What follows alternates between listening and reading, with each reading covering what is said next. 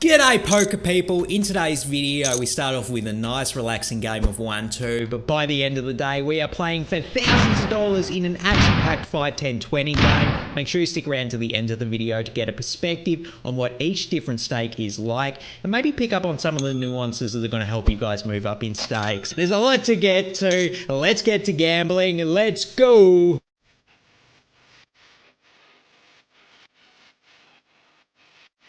So we're starting things off at the bottom in the 1-2 streets for 300 bangers. I lose the first few hands and chip down a bit before the button open limps, and now I'm in the small blind with Jack 9 offsuit. Let's go. Starting things off with a premium. I raise it up to 20, and then the very short stack button calls. So it heads up to a flop of 10-9-8 with 2 hearts. Before I can do anything though, the button just rips it all in out of turn for 41. So I go ahead and check it over to him, obviously. Now, I do think it is possible that he does have a 10x and he's, doing the angle shooty thing where he wants to protect his 10 by ripping out a turn, but a flush draw would also be super likely here. And when we do have the extra equity of the open-ended straight draw, I'm not bloody leaving when I have this premium. I throw in the call, and then the opponent shows ace 10. So there you go. They did do it with the ace 10 and a little bit of an angle shoot. I'm not mad though, because we do have potential to win on a run out. But as you can see there, we do not, and we lose the first hand at 1-2.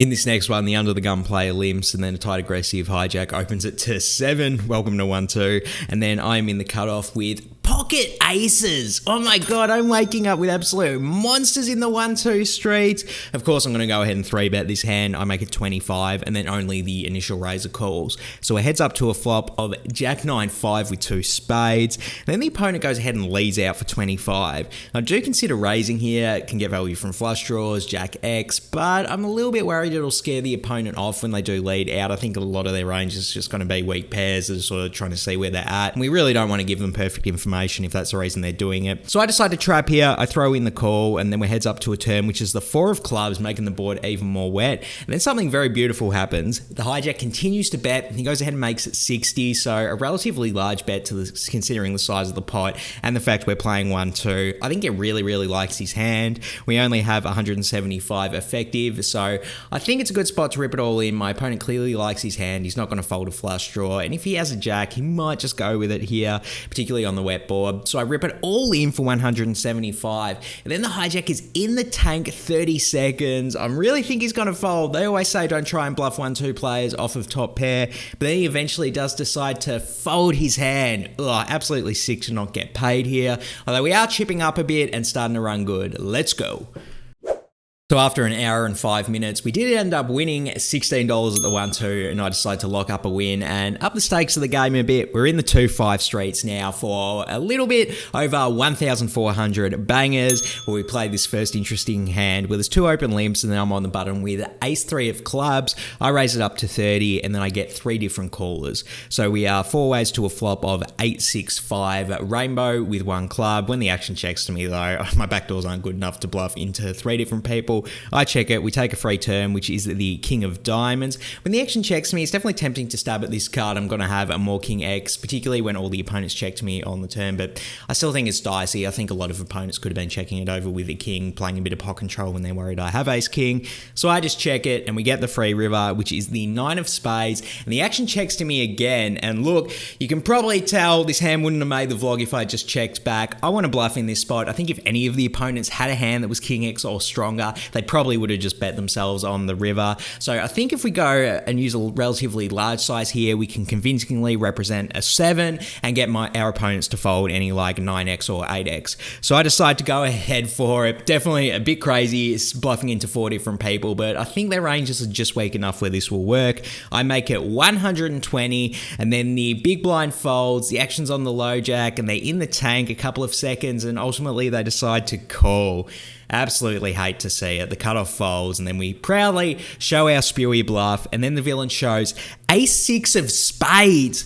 So he called me with just a single pair?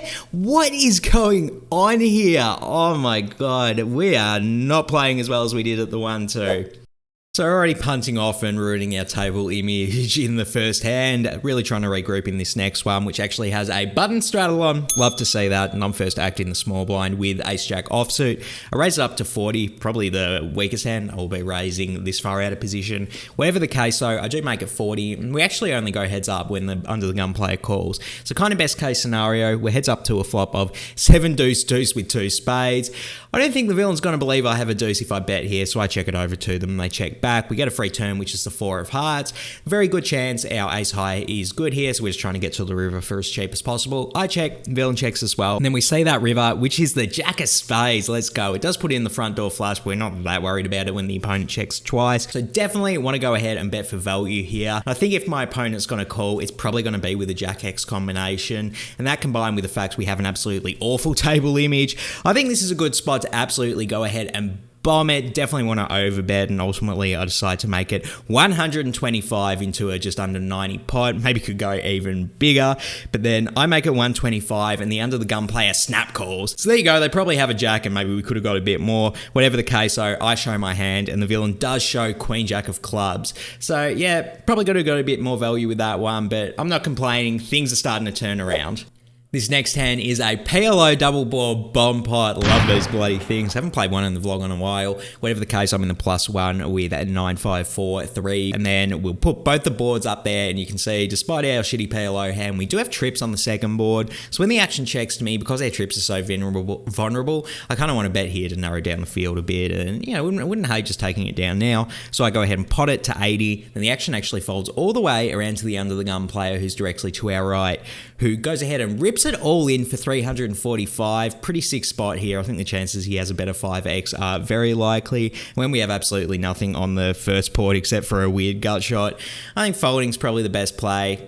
Clearly not playing 100% disciplined because I do decide to throw in the call hoping the opponent's playing the first board, but I think that's a bit ambitious, only calling for half of the pot sometimes. Whatever the case, I do throw it in at the call, and we've got the run out there, 2 8s on the turn, and then a king up top and a 10 down bottom for the river, so it's really no help to us. And then the villain shows queen 6, 6, 5, so he has a 5 with a better kicker, and he actually scoops us. Ugh.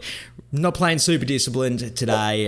So a few punts so far in the 2-5. Let's rally and play this next hand well. It'd be a good spot for it because we do have the cutoff straddle on. You love to see it. And then a tight aggressive big blind player. Min raises to 20. They get called by the +1. And when I'm in the hijack with jack 10 of hearts, I think this is a pretty standard 3-bet spot in this hand. Hard to imagine the big blind has a monster when he only 2x'd out of position. I made it 100 bangers and then I only get called by the initial big blind raiser. So it heads up to a flop of 9-3 deuce with 2 spades, 1 diamond. When the villain checks it over to me, definitely want to stab at this flop when I only have jack high. I make it 75 and then the villain throws in the call. So it heads up to a turn, which is the 5 of diamonds, putting out backdoor diamonds. When the villain checks it over to me again, I mean, we only have jack high, so there's plenty of incentive to bluff. Having said that though, it's a bit tentative with my aggressive table image. Am I really going to be able to fold my opponent off of a pair here? Let's find out. I go ahead and make it 100 and it's really, I just wanted to leave a large SPR behind on the river so I can go all in on the river and bluff my opponent off of a hand like pocket 10s or a strong 9. And then the villain throws in the call. So we are heads up to a river, which is an interesting one. It's the 7 of spades, putting in the front door spades.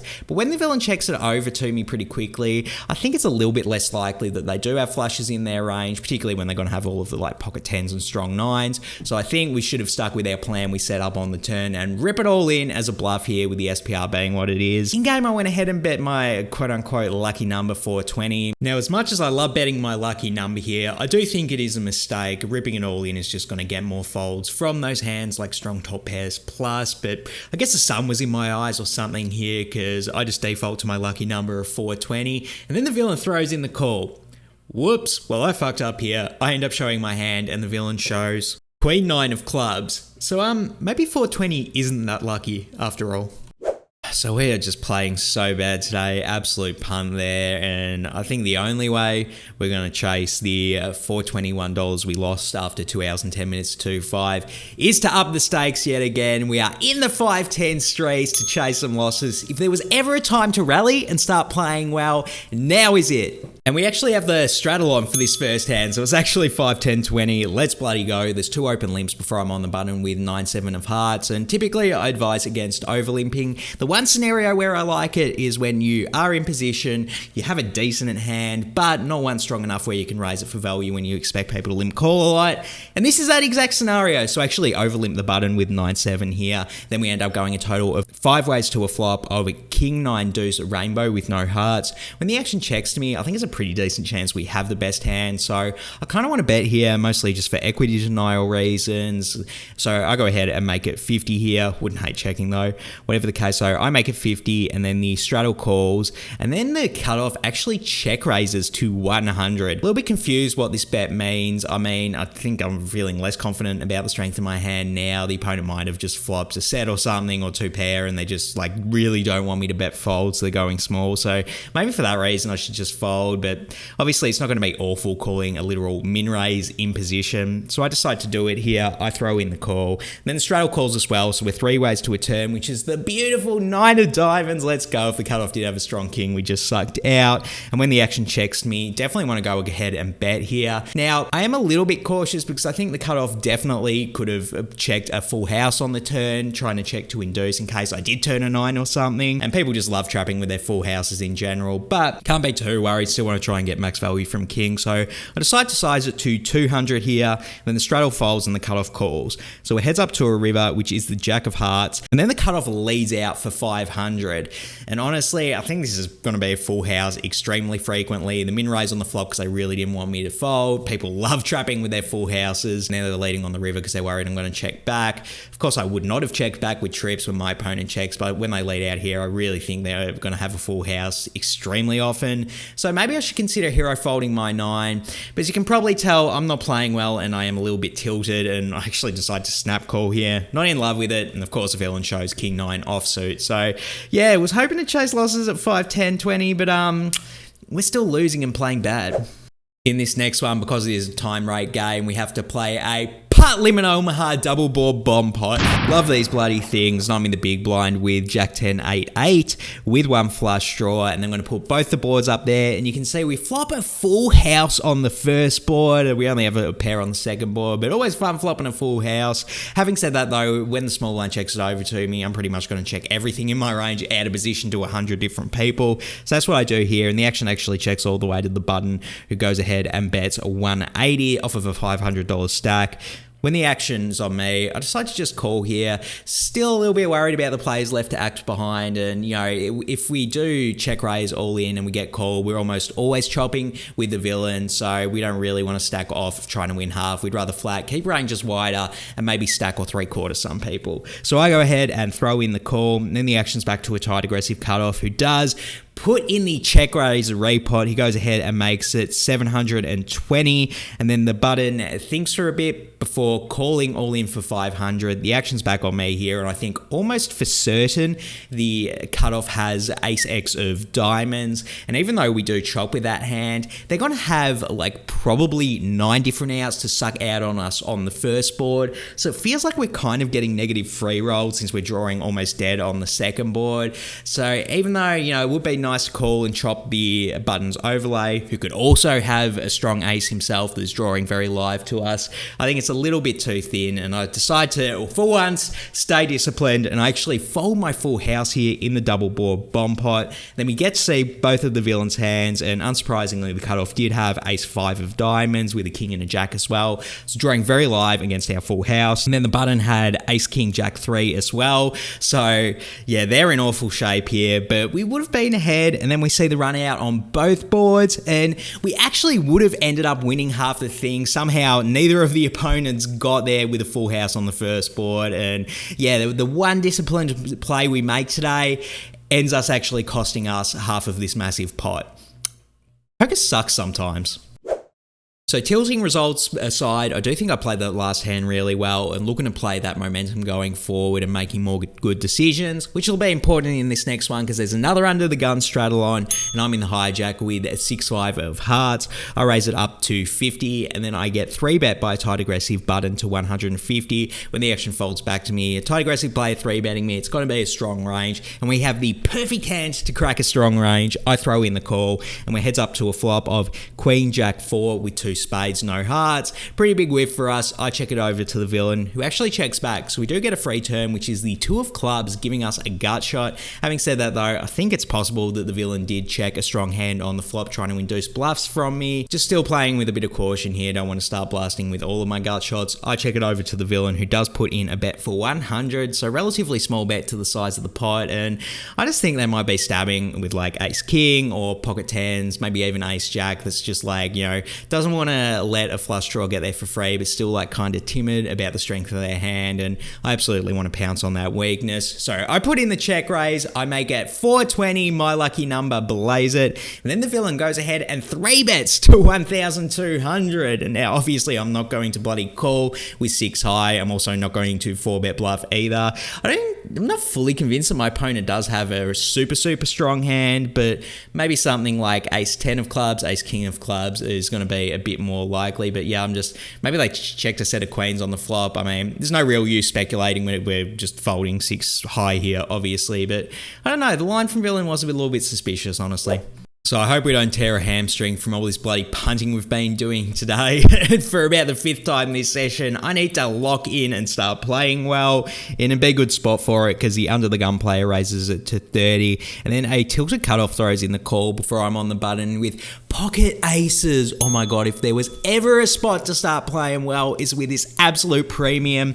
I 3-bet it up to 130, and then both the villains call. It heads up to a flop of king queen deuce with 2 clubs. When the action checks to me, definitely want to go ahead and bet here, particularly against a steamed opponent who I think will call pretty wide. I go ahead and make it 150, but then it doesn't quite work out because only the under the gun player calls. So we heads up to a term, which is the 8 of spades, putting out backdoor spades. When the villain checks it over to me, definitely want to start sizing up, maximize value against a strong king and strong draws, which there are plenty of on this board. So I go ahead and make it my lucky number, 420, blaze it, and then they throw in the call. So it heads up to a river, which is the 5 of clubs, putting in the front door flush draw, and things go from bad to worse when the under the gun player leads out for 600. And look, straight up, I just think they have a flush here. They called the bet on the turn, drawing, thinking there was implied odds, and now they got there with their flush draw, and they're just leading out because they're worried I'm going to check back a hand like pocket aces.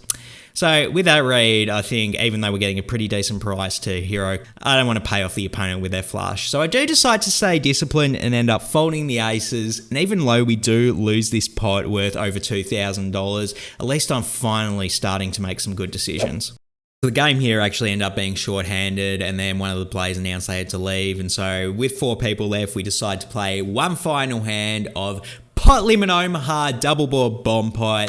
Let's finish strong. Let's play this last one well. And then I'm in the cutoff with king queen 7-4 all hearts. So pretty trash PLO hand. We put both the boards up there, and we do have a top pair with a strong kicker on the second board. When the action checks to me, maybe a good spot to check it and just take free turn. But I think it's at least likely that the small blind and big blind would have bet strong hands themselves. So it might be a good spot to try and bluff someone off of a pair on the first board. So I go for it here. Maybe a bit spewy, but I pot it to 80, and then I only get called by a loose aggressive big blind. So we are heads up to 2 different turns, which I really like. The first one's a queen of clubs, giving us top pair there, and the second one's a king of spades, giving us trips there. When the villain checks it over to me, I definitely want to continue betting, but I actually kind of want to use a smaller size, just so I can get pricing stuff that I scoop here. Worse kings. I mean, if I go ahead and pot it, they might just fold some hands we are scooping that we could have got value from. So I decided to size it to 100 here. Then the big blind throws in the call. So we're seeing 2 rivers. The first one is the ace of clubs, putting in backdoor clubs. The second one is the 8 of diamonds, pairing the board there.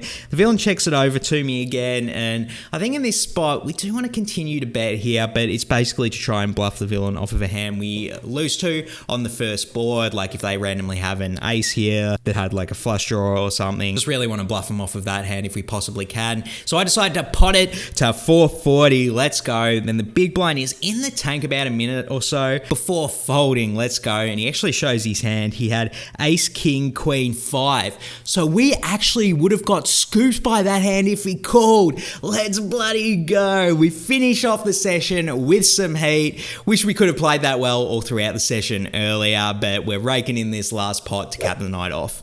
There you have it. Ended up playing 6 hours and 15 minutes of all a bunch of different stakes, and I think it was a pretty disastrous session. I think the higher and higher stakes I played, the more and more spewy I got. Some really poor decisions today, absolutely awful bluffs, and I did make some disciplined folds with strong hands that I'm very proud of, but I just wish I had the same discipline when it came to giving up on bad bluffs or actually just sizing bluffs better. So largely very disappointed with my play today. Gonna land on a D+ grade. Some good plays in there with disciplined folds, but it's not enough to get me a good grade. And I've had a very deserved loss. Ended up losing 1,813. Well-deserved loss, I'm not gonna lie, and we are really looking to bounce back in the next vlog. We will be playing some 5-10, so if there's any game to chase losses in, that'll be it. Hit subscribe and you'll get that video when it comes out. For now though, I'm out of here. GG Gamble Gang.